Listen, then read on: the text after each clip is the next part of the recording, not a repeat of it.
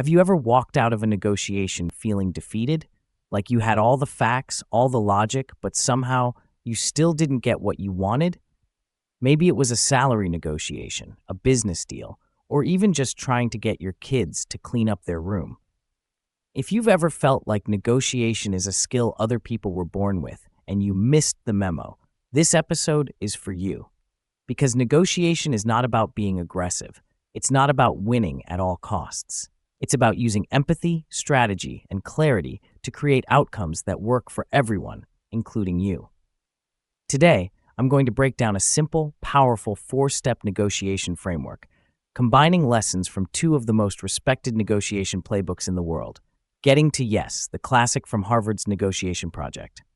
Never Split the Difference, the field guide from former FBI hostage negotiator Chris Voss. When you merge these 2 approaches, you get a negotiation style that's not only effective in the boardroom, but in real life too. Let's dive in.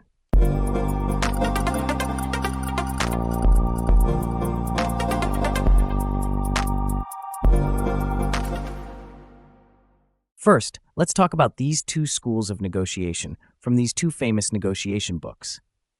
Harvard's approach, which is taught in Getting to Yes, focuses on principled negotiation. It's about focusing on interests, not positions, finding win-win solutions, using objective criteria to reach fair agreements. It's the gold standard in corporate negotiation rooms, diplomatic discussions, and conflict resolution. But then you have the FBI approach, Never Split the Difference by Chris Voss.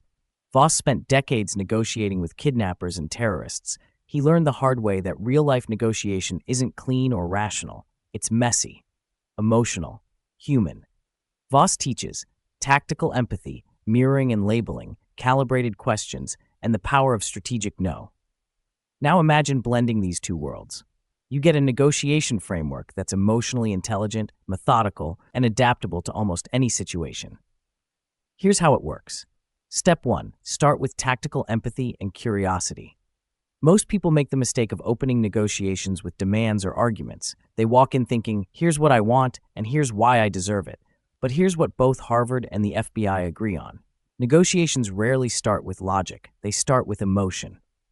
Tactical empathy, as Chris Voss calls it, means listening to understand, not to respond. It's about showing the other side you get where they're coming from. Here is a professional example. You're negotiating project timelines with an overwhelmed client. Instead of diving into your pitch, try this. It sounds like hitting these deadlines is critical for your team. Can you help me understand what's driving that urgency? This is called labeling. You're not agreeing yet. You're showing them you see their perspective. Here is a personal example. Your spouse says they're stressed about finances. Instead of defending your spending, say, it seems like you're feeling overwhelmed by all the expenses. Can you tell me more about what's worrying you most? When people feel heard, they soften.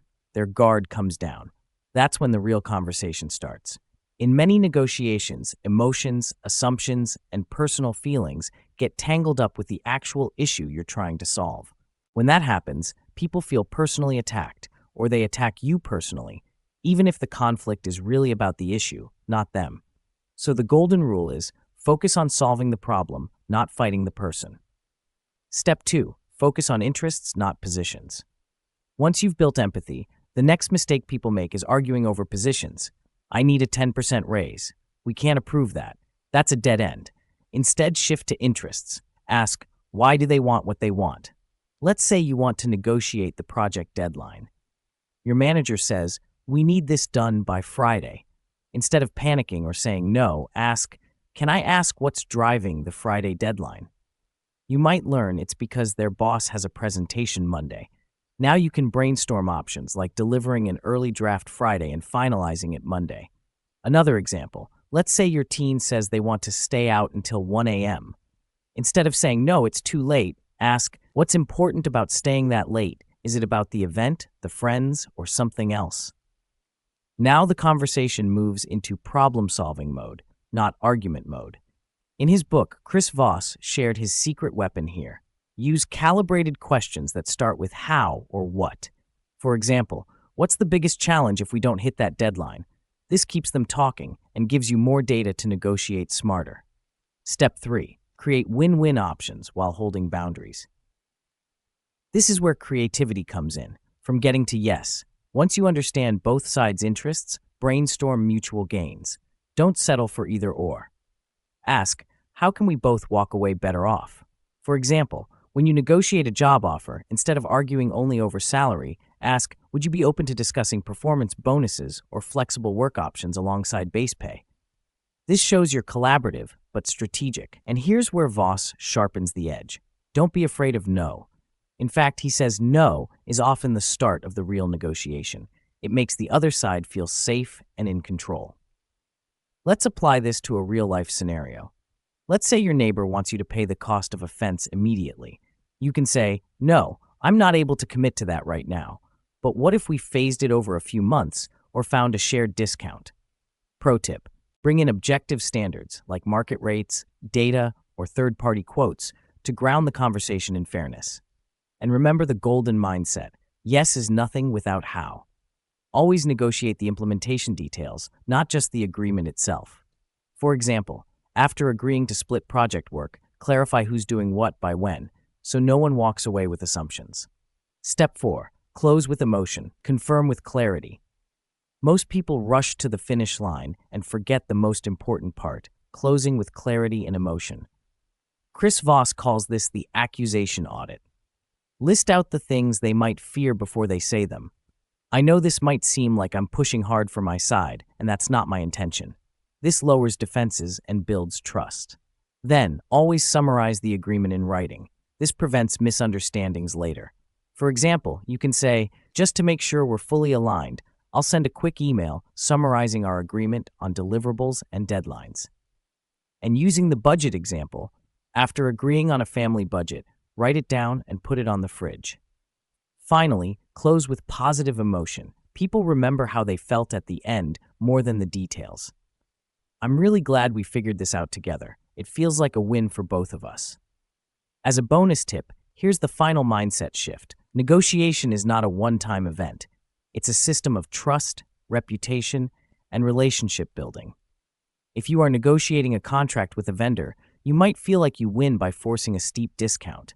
But next time, that vendor deprioritizes you or doesn't even bid because the trust is lost in the process.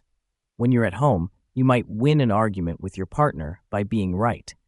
But the next conversation starts with resentment. At the end of the day, it's better to focus on long-term trust over short-term wins. Build your reputation as someone who solves problems collaboratively, stands firm on boundaries, leaves people feeling respected. When you do this, people will want to negotiate with you. And that's the real win.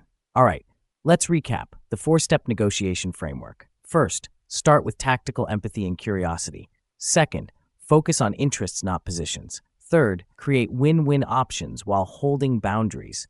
Finally, close with emotion and confirm with clarity. Here's your challenge this week. Pick one negotiation, at work, at home, or even with yourself, and apply these steps. Then drop a comment below. Which step surprised you the most? Which one changed your outcome? That's a wrap for today's episode. If this video helped you, hit that like button, subscribe, and share it with someone who's about to have a big negotiation. Because negotiation isn't about winning battles. It's about winning trust and creating deals that last. See you in the next episode.